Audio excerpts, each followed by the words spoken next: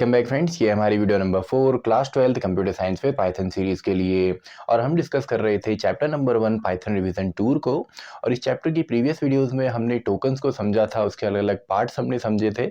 और इस वीडियो में टोकन्स का ही जो लास्ट पार्ट है ऑपरेटर्स, उसको हम डिस्कस करेंगे। तो अगर आपने प्रीवियस वीडियोज़ नहीं देखी हैं, उनके नोट्स आपके पास नहीं है, तो पूरी जो प्ले लिस्ट है उसका लिंक आपको डिस्क्रिप्शन बॉक्स में मिलेगा, वहाँ पर आप चेक कर सकते हैं।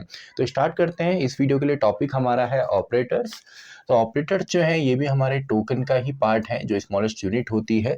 और टॉपिक हमने डिस्कस करना है ऑपरेटर या सिंपली ऑपरेटर्स।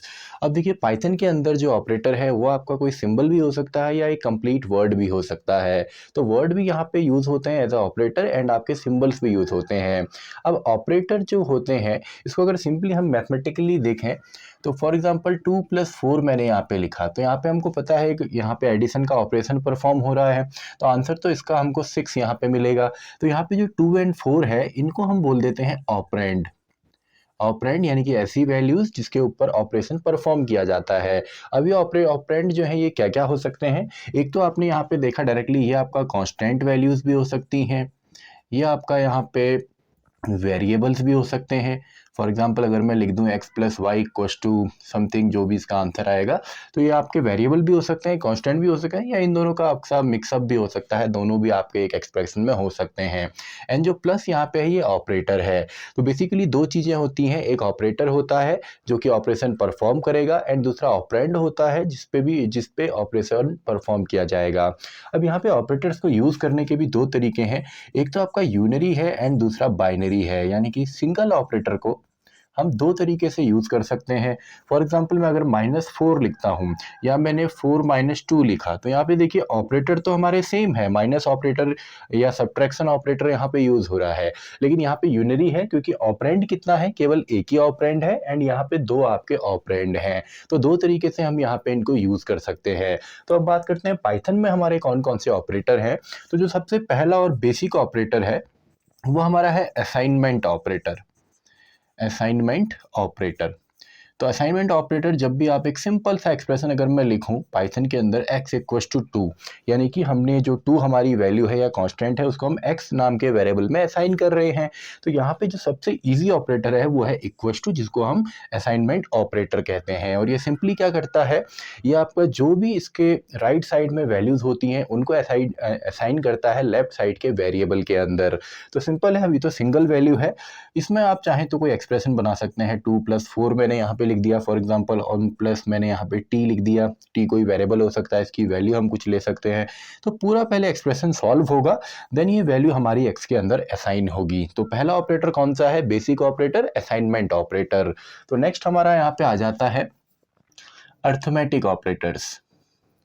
अर्थमेटिक, या इसको हम मैथमेटिकल भी कहते हैं, काफ़ी बुक्स में आपको मैथमेटिकल भी यहाँ पे इसका नेम मिल सकता है, मैथमेटिकल ऑपरेटर्स। तो इसमें मैथ्स से रिलेटेड जितने भी ऑपरेटर्स हैं वो हमने यहाँ पे देखने हैं, जिसमें सबसे पहले आपका प्लस आ जाता है, एंड माइनस आ जाता है, डिवाइड है, फ्लोर डिवीज़न है, मल्टीप्लिकेशन है, एक्सपोनेंट है, एंड फाइनली हमारा रिमाइंडर है। तो टोटल 7 ऑपरेटर्स यहाँ पे हैं। तो प्लस माइनस तो आपको सिंपल समझ में आया होगा, अगर हम कोई भी दो ऑब्जेक्ट्स को या दो डेटा वैल्यूज़ को आपस में ऐड करते हैं तो एडिशन होगा, सब्ट्रैक्ट करते हैं तो माइनस उसमें हो जाएगा, सब्ट्रैक्शन ऑपरेशन होगा। अब जो डिवीज़न है, देखिए ये एक्चुअल डिवीज़न होता है। फॉर एग्जाम्पल अगर मैं 13 को डिवाइड करता हूँ फॉर एग्जाम्पल 4 से, तो यहाँ पे इसका आंसर हमको मिलने वाला है 4 3 × 12 डॉट, एंड आपका आई गेस इसमें 2 5 आएगा। तो जो कंप्लीट आंसर है वो हमको किससे मिलता है, इस डिवीजन ऑपरेटर से। इसके बाद नेक्स्ट है फ्लोर डिवीजन। तो फ्लोर डिवीजन से हमको क्या मिलेगा, इससे केवल हमको कोशेंट पार्ट मिलता है, या इंटीजर पार्ट हम इसको कह सकते हैं।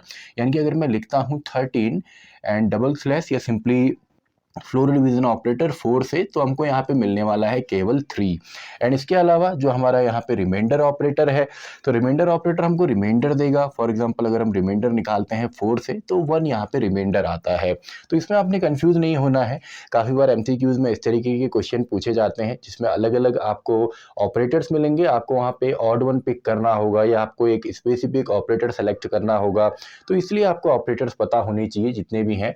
इसके अलावा हमारा यहाँ पे मल्टीप्लिकेशन है तो फॉर एग्जांपल 4 मल्टीप्लाई बाई 3 तो सिंपली 12 हमको मिलेगा। एंड एक्सपोनेंट या इसको रेज टू दी पावर भी कहा जाता है। जैसे 2 3 अगर मैं लिखता हूँ तो इसका मतलब है 2 की पावर 3 जो कि सिंपली 8 हमको देने वाला है। तो सिंपल है, ये है हमारे अर्थमेटिक ऑपरेटर। अब देखिए अर्थमेटिक ऑपरेटर्स को काफ़ी बार हम शॉर्ट हैंड तरीके से यूज़ करते हैं असाइनमेंट ऑपरेटर के साथ।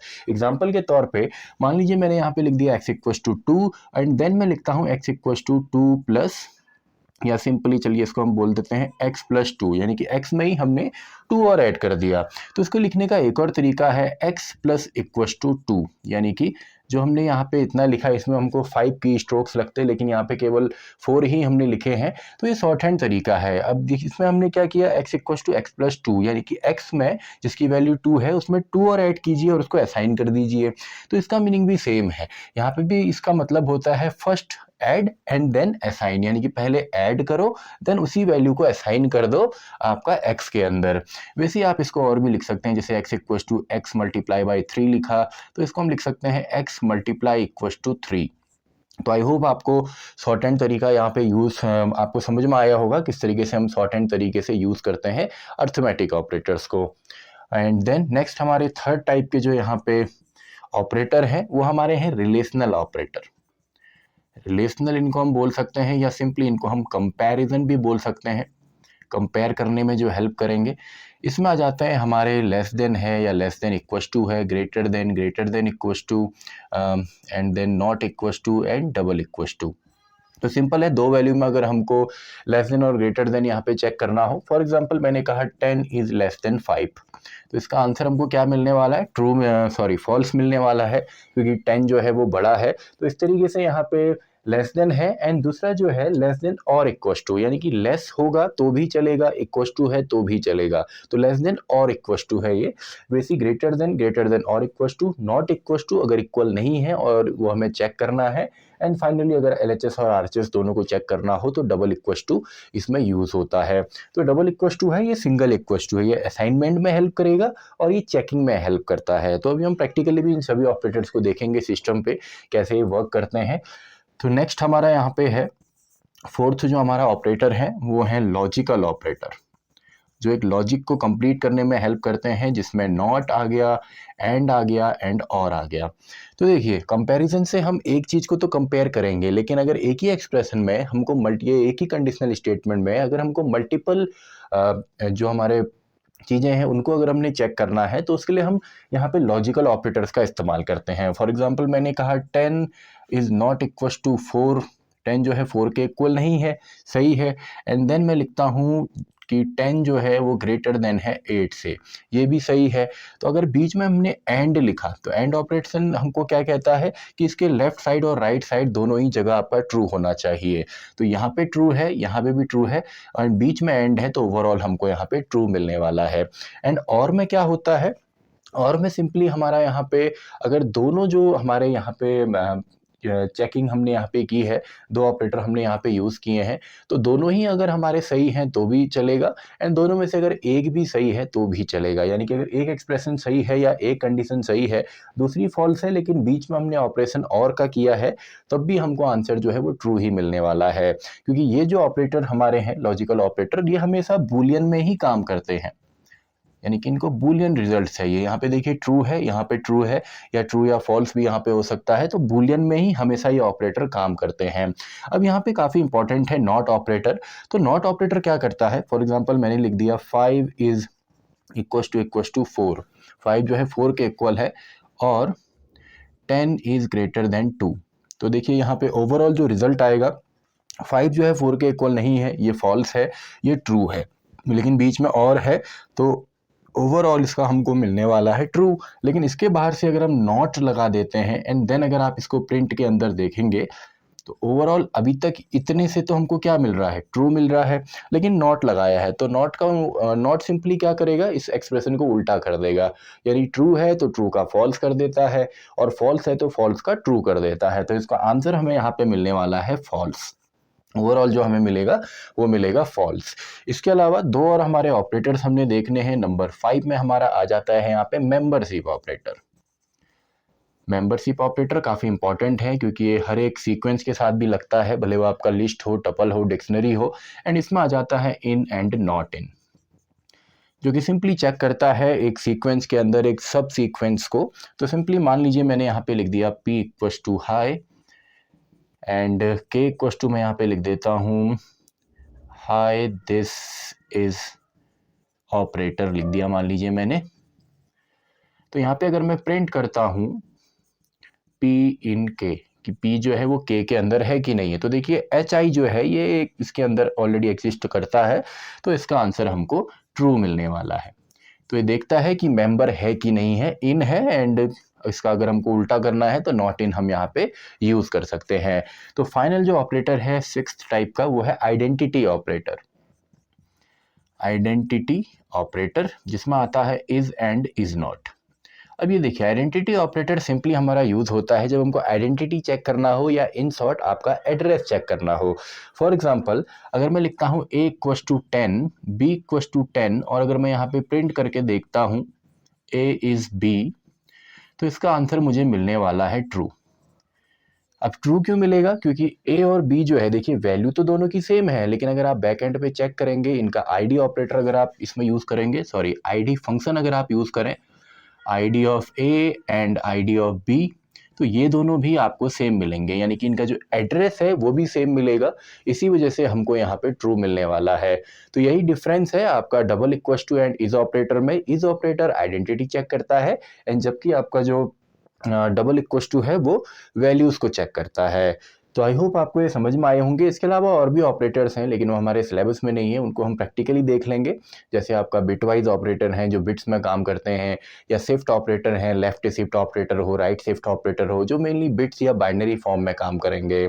इसके अलावा एक और यहाँ पे टॉपिक है कि इन सब जितने भी ऑपरेटर हैं एक एक्सप्रेशन में इनकी जो प्रायोरिटी है, जो प्रेसिडेंस है, वो किस तरीके से काम करती है। तो सिंपल है, प्रेसिडेंस सबसे पहले तो आपके ब्रैकेट यूज होते हैं, देन आपके डबल स्टार या एक्सपोनेंट की प्रायोरिटी ज़्यादा होती है। इसके अलावा आपके उसके बाद यूनरी प्लस माइनस जो हैं वो यूज़ होते हैं।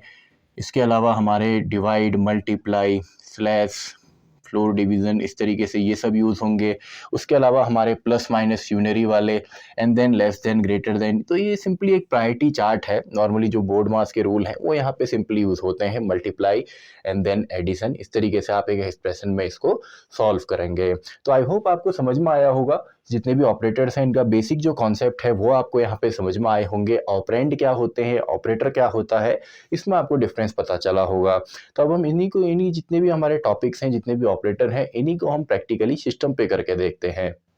देखिए थ्योरेटिकली जो कॉन्सेप्ट्स हैं ऑपरेटर्स के वो हमने समझे, तो इन्हीं को अब हम यहाँ पे प्रैक्टिकली भी देखते हैं। तो सबसे पहले आपका जो सिंपलेस्ट यहाँ पे ऑपरेटर है असाइनमेंट ऑपरेटर। तो इसमें तो सिंपली आपने किसी भी वेरिएबल में एक वैल्यू असाइन करनी है, या कोई एक्सप्रेशन अगर आप बनाना चाहें तो एक्सप्रेशन आप बना सकते हैं, जिसको सिंपली ये आपका लेफ्ट साइड में जो आपका वेरिएबल है उसमें असाइन करता है। तो नेक्स्ट इसमें हमारा आ जाता है अर्थमेटिक ऑपरेटर। तो अर्थमेटिक ऑपरेटर्स जो हमारे हैं इसमें सबसे पहले हम दो वेरिएबल ले लेते हैं। ए इक्वस टू मान लीजिए हमने 13 यहाँ पे ले लिया, एंड बी इक्वस टू हम ले लेते हैं मान लीजिए 4। तो इसमें सिंपल सा है। फॉर एग्जांपल अगर हम यहाँ पे एडिशन को देखें, देन अगर हम यहाँ पे सब्ट्रैक्शन इसमें देखते हैं, देन नेक्स्ट हमारा इसमें मल्टीप्लिकेशन आ जाता है, एंड नेक्स्ट इसमें हम डिवीज़न करेंगे। तो जितने भी यहाँ पे ऑपरेटर्स हैं काफ़ी बार इसमें आपका पूछा जाता है, एक ऑड वन आपको पिक करना होता है या आइडेंटिफाई आपने करना होता है किसी भी ऑपरेटर को। इसी तरीके से आपका फ्लोर डिवीज़न है, एंड देन आपका यहाँ पे जो रिमाइंडर ऑपरेटर है वो आ जाएगा, एंड फाइनली एक्सपोनेंट यानी कि रेज टू दी पावर जिसको हम बोलते हैं वो यहाँ पे हमारा आ जाएगा। तो सिंपल है, चलिए इसको रन करके देखते हैं। तो सिंपली देखिए जो आंसर है, सबसे पहले हमारा ए का तो हमको आंसर यहाँ पे नहीं मिलेगा क्योंकि हमने केवल यहाँ पे वैल्यू को असाइन ही किया है। तो इसको अगर हमने प्रिंट नहीं किया है, प्रिंट करके आप इसका भी आंसर देख सकते हैं। चलिए इसको भी हम प्रिंट करके यहाँ पे देख लेते हैं। तो ये देखिए आपका सिंपल सा है। तो सबसे पहले 98 जो यहाँ पे टोटल वैल्यू एड अप होके आई है, देन ए 13 हमने लिया, बी हमने 4 यहाँ पे लिया, एंड उसी वजह से ए प्लस बी आपका 17 है, देन हमने सब्ट्रैक्ट किया तो 9, देन मल्टीप्लिकेशन, देन डिवीजन में देखिए जो कंप्लीट एग्जैक्ट डिवीजन होता है उस तरीके से 3.25 हमको यहाँ पे मिला है। इसके अलावा 3 जो हमारा यहाँ पे फ्लोर डिवीजन है जो केवल इंटीजर या कोशेंट पार्ट हमको देता है, देन रिमाइंडर 1 आता है, एंड 13 की पावर 4 सिंपली आपको ये रिजल्ट यहाँ पे मिलेगा। तो आई होप आपको अर्थमेटिक ऑपरेटर्स यहाँ पे आए होंगे। तो नेक्स्ट हमारा यहाँ पे आ जाता है रिलेशनल ऑपरेटर। अब रिलेशनल ऑपरेटर्स को हम यहाँ पे कंपैरिजन ऑपरेटर भी कहते हैं।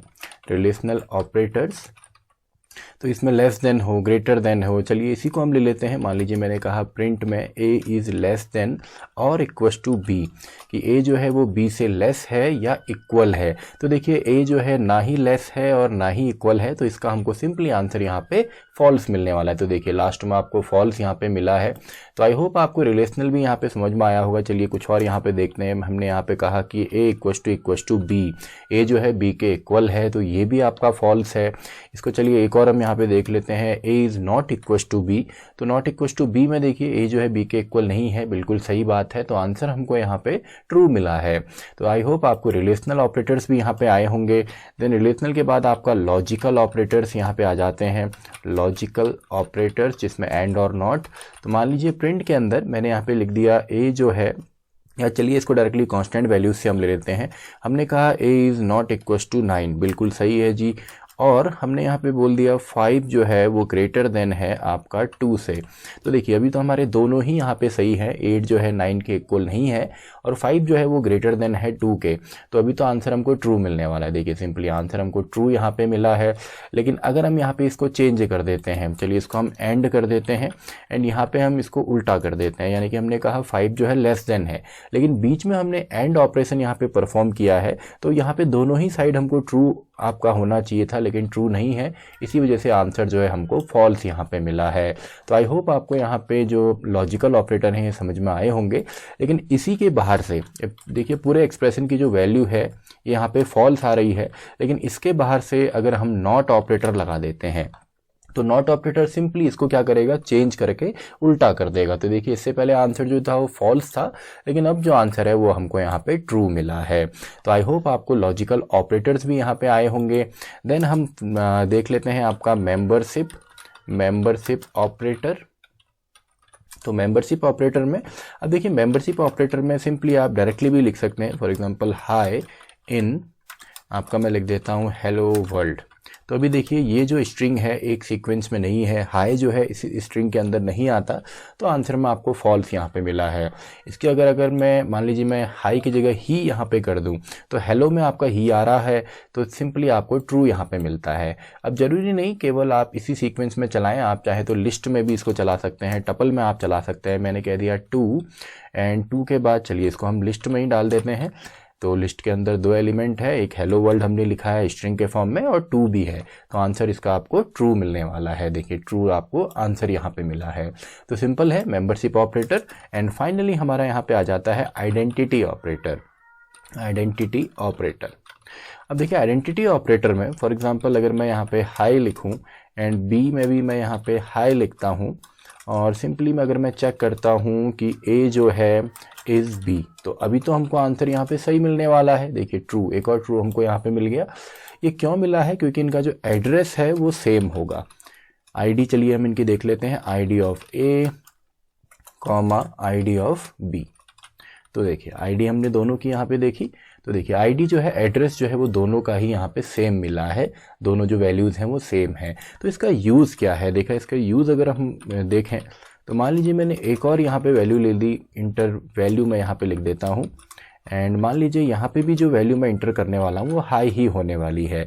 तो अब देखिए अब यहाँ पे थोड़ा सा आपको डिफरेंस मिलेगा, ए सी, ए जो है वो सी है कि नहीं है। ए में आपका हाई है, बी में हाई है, सी में भी हमने हाई ही यहाँ पे इंटर करना है।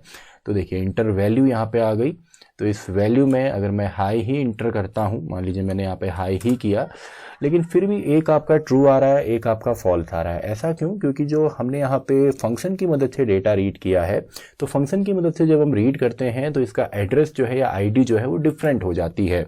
चलिए इसको हम आईडी जो हमारा फंक्शन है इससे हम चेक कर लेते हैं, तो इससे आपको और यहाँ पे समझ में आएगा।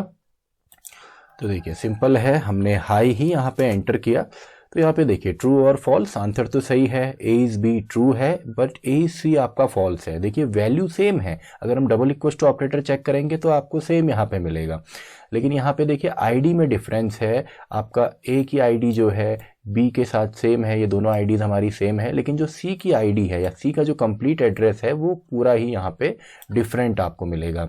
और ये एड्रेस डिफरेंट होने की वजह से या आईडी डिफरेंट होने की वजह से ही हमको यहाँ पे फॉल्स मिला है। तो आई होप आपको सभी ऑपरेटर्स यहाँ पे आए होंगे। इसके अलावा हमारे शिफ्ट ऑपरेटर होते हैं, बिटवाइज ऑपरेटर्स भी होते हैं।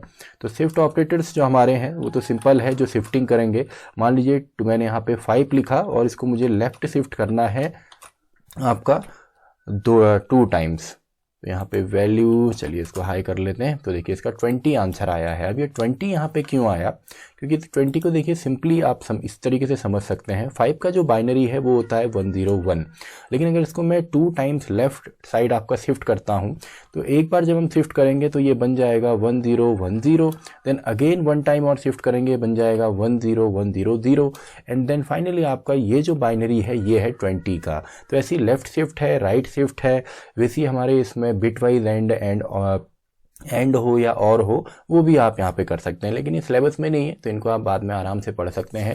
फिलहाल आई होप आपको सभी ऑपरेटर्स यहाँ पे समझ में आ गए होंगे, और इस वीडियो के जो नोट्स हैं वो आपको डिस्क्रिप्शन बॉक्स में मिलेंगे, और अगर आपने प्रीवियस वीडियोस नहीं देखी हैं तो पूरी जो प्लेलिस्ट है वो भी आपको डिस्क्रिप्शन बॉक्स में ही मिलेगी। तो इसी के साथ हमारी ये वीडियो भी खत्म होती है, वीडियो नंबर 4। तो मैं मिलता हूँ आपसे अगली वीडियो में, वीडियो नंबर 5।